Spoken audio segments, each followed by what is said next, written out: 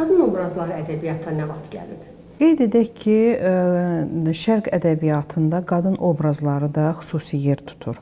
Qadın obrazı orta əsrlərdə belə deyək də, məsəl üçün biz Şərq ədəbiyyatında misal olaraq ərəb ədəbiyyatına misal göstərə bilərik ki, ərəb ədəbiyyatında dövrlər var ki, İslama qədər dövr, İslamdan sonra dövr, yeniləşmə dövr, orta əsrlər, Abbasilər, Əməvilər dövr, klassik dövr. Yəni demək odur ki, cahiliyyəyə qədər dövrdə ədəbiyyatda, yəni demək olar ki, qadın obrazından müsbət danışmaq mümkün deyildi. Çünki cahiliyyə dövründə qadın obrazı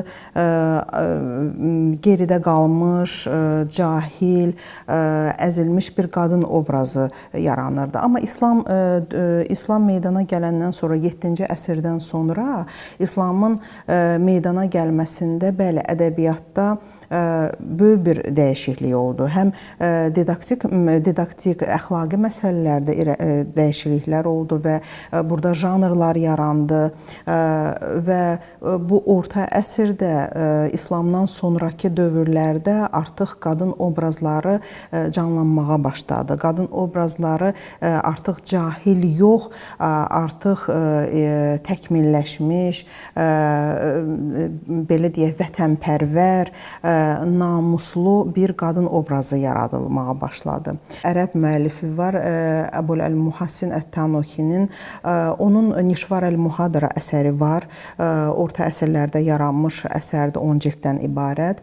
O əsərdə deməli, möhkəm iradəli insanlar bölümü var ki, o bölümdə o bir çox deməli Azərbaycanın mərd oğulları ilə bərabər mərd qızlarını da tərənnüm etmişdi. O öz əsərlərində qeyd edir ki, deməli ərəb müəllifi var, İbn Əsam Əl-Kufinin kitab Əl-Futuh, Fətihlər kitabı əsərində qeyd edir ki, deməli Xəzər dənizinin şimal sahillərindəki Həmzən qalasını mühasirə saxladıqları zaman bu hadisə baş vermişdi. Xilafətin qoşun başçısı Mərvan ordusuna əmr etmişdi ki, Həmzən qalasına kim ilk daxil olsa, ona 1000 dinar bəxşiş veriləcək və hər hansı bir qadın kənizini seçə bilər, istədiyi qadın kənizini seçə bilər.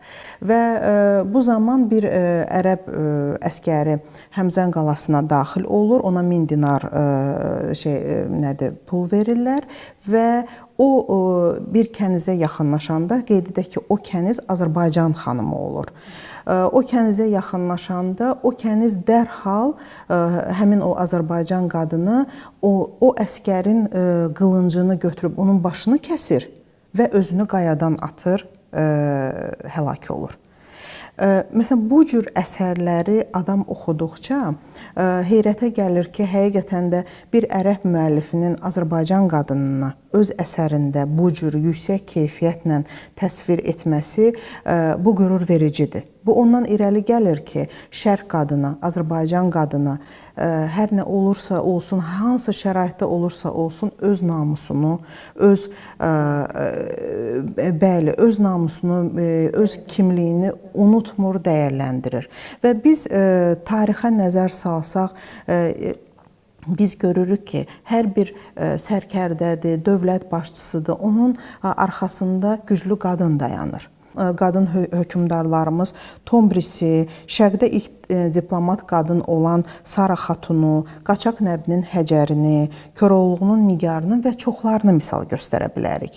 Və biz görürük ki, hər bir bu dövlət başçısının güclü siyasətinin arxasında bu cür qadınların möhkəm iradələri, onların ağılları, düşüncələri bu hökmdarları məhz səhv yoldan ayıraraq onlara düzgün yol, müəyyən qətllərin qarşısını almağa kömək olmuşdular.